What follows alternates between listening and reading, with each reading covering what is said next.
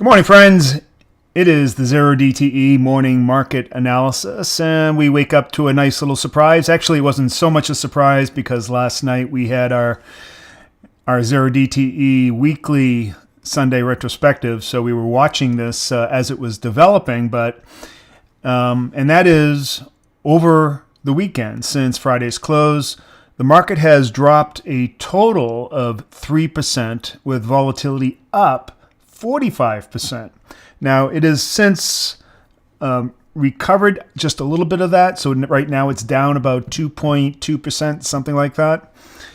And, I guess the big question is, what happened? Right?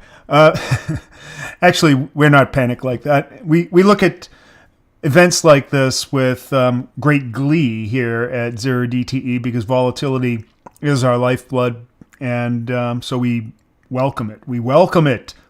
Please bring more of that volatility. And it's actually something I talked about earlier last week, that we expect there to be a lot of events like this because of the incredible disruptions that will occur, that are likely to occur under the new administration as they implement their plans.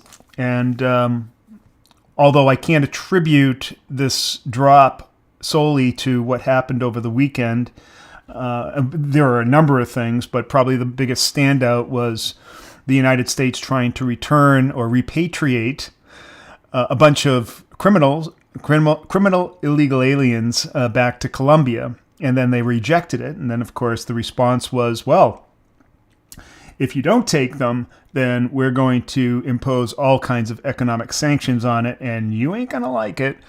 The president of Colombia capitulated and decided that, we'll come get them, but we'll do it in a dignified way. So they're going to come get them, get all the criminals, the murderers, rapists, and I don't know if I should say that on YouTube. We'll come get all those criminals in a dignified way. So I went and I asked Grok what the reason was for this incredible move over the weekend, because so many things have been happening and it's hard to pinpoint any one thing. There wasn't any kind of economic news or news in general that one could point to. And I said, why did the futures open down with a large gap?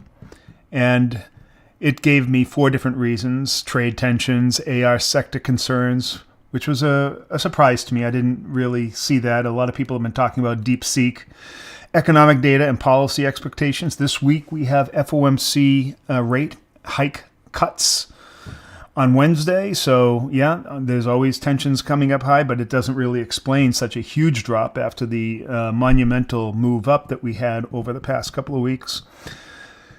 And general market sentiment. Of course, we have consumer sentiment coming up as well. So all of these are, I guess, valid reasons, or one may be a valid reason, or all of them. It says, without any specific real-time data or news directly from this evening, these explanations are based on typical market reactions to similar events. If you need more precise reasons, I would recommend checking financial news outlets for the latest updates. That's bad advice! Don't go to the mainstream media. But anyways, what it's basically saying is, I guess, I'm just speculating.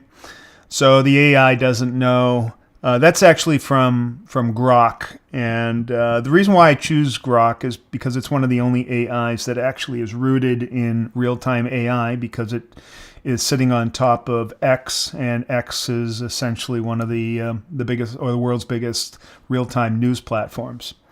So it's generally pretty good information, but everyone's kind of sitting there on their seats like, hey, I don't know what happened. It was all of this.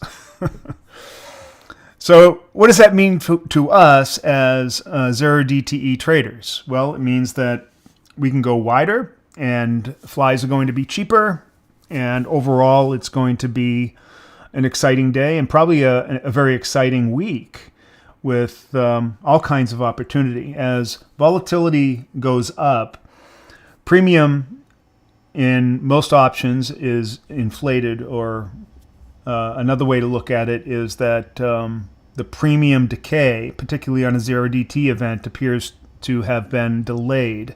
So there's a lot more premium available to collect on that last day. In a butterfly, that has an interesting effect. Instead of the butterfly being like already filled, you would consider, it's already filled up, but it has a lot more potential. In other words, it's risen way up, the risk is way smaller, the gamma risk is flattened out, and there's a lot more potential premium to collect in the butterfly. So that means that we can go much, much wider in these kinds of events. Now let's start by going to the charts. And we can see here that the VIX was up a total of 45% at one point. It's retracted a little bit. And so we're in the midst of the Goldilocks zone with the VIX, so that means that we're looking at much wider flies between 25 and 35 wide on the SPX and E-mini S&P futures. We're no longer considering a time warp or multi-day DTE as we go into higher volatility environments. If we get a little bit higher, we might consider the Batman. That's where you put a butterfly above and below the market simultaneously. We needed to get up a little bit higher in order for it to be financially viable, so we have the right risk to reward, etc. So let's take a look at market direction. I don't know. Bullish or bearish? What happens with a big move like this? Can we expect some kind of fade the move type of action, or do we think there's going to be a continuation? We're sitting like right at the market edge. In most of these cases, I would say it's kind of a coin flip. In fact, I don't know.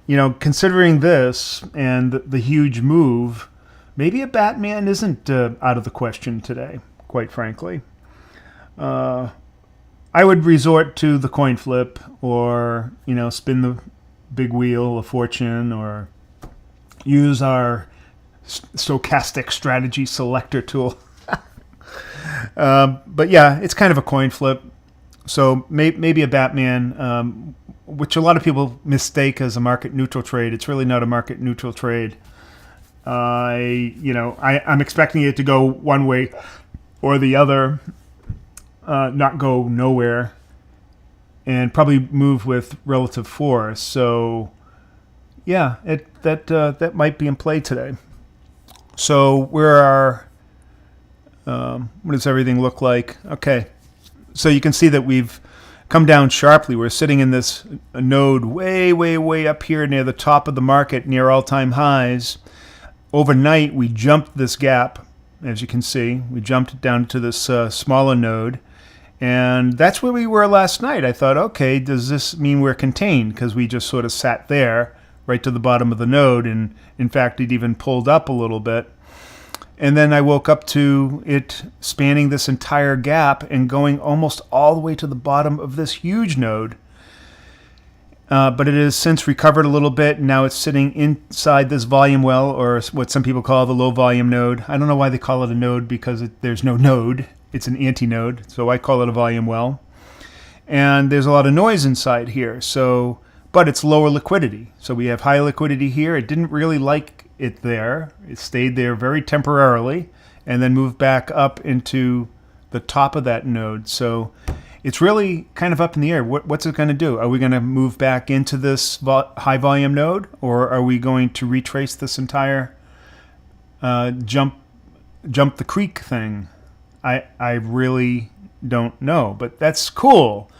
See, when you don't know, that is really, really good as an options trader. I know that sounds really kind of out there, but that's exactly what it is. When you don't know and everything's up in the air, you're like, yeah, that's exactly what I want, not to know. Because that means that volatility and premium are all in our favor. Gamma is in our favor. Everything's in our favor. So let's take a look at we got to zoom in a bit and go to where the structure is.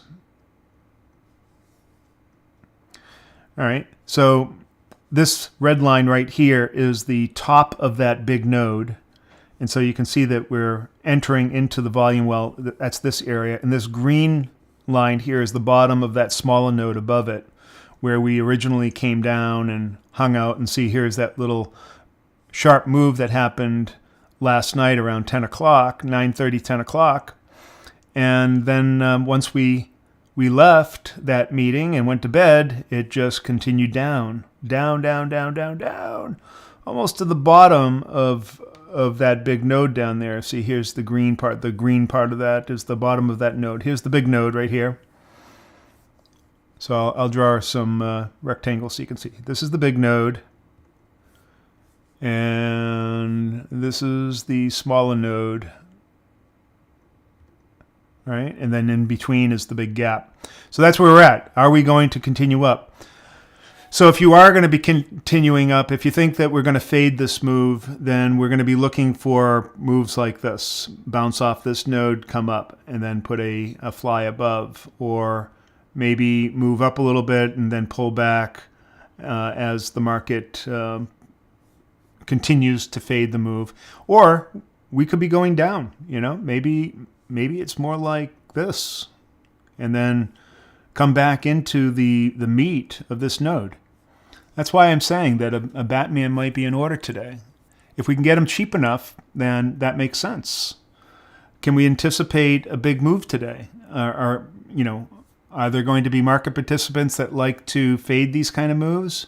I mean, we've been so bullish all along, or is the confluence of all this market data and all the things that are coming up this week and the uncertainty with the new Trump administration, is that all just too much to bear? Should we go hide our heads in the sand? Well, in any event, it's all very exciting. So what are we doing? Oh, we have to look at what our general situation is. We already looked at the VIX. We saw that it's elevated. We're going with wider flies. Our market direction, we have no idea, so maybe go a Batman.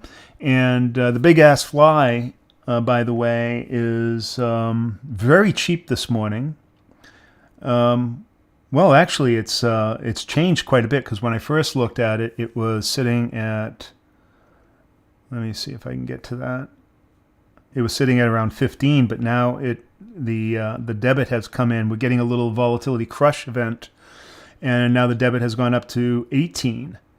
So that's very interesting. So we're getting some big changes here in the pricing of options. They were super cheap this morning, sitting around 15 for this big-ass fly, and already within, I'll tell you, it's only been a half an hour, we've gone up about 2 or 3 points, right? Say 3 points, that's 20%. That's a lot. That's a real lot. So that's very interesting too. All right. Lot to ponder here.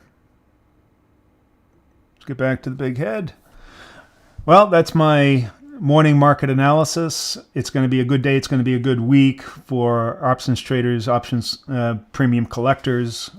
That's what we are.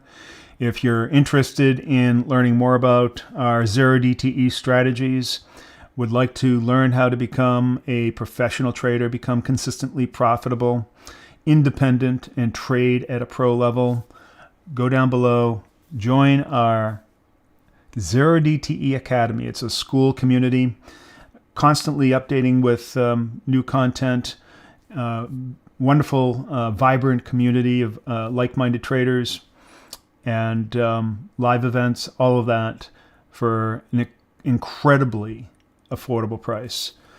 All right, that's about it. We're wrapping it up here. Thank you all very much. Coach Ernie, out.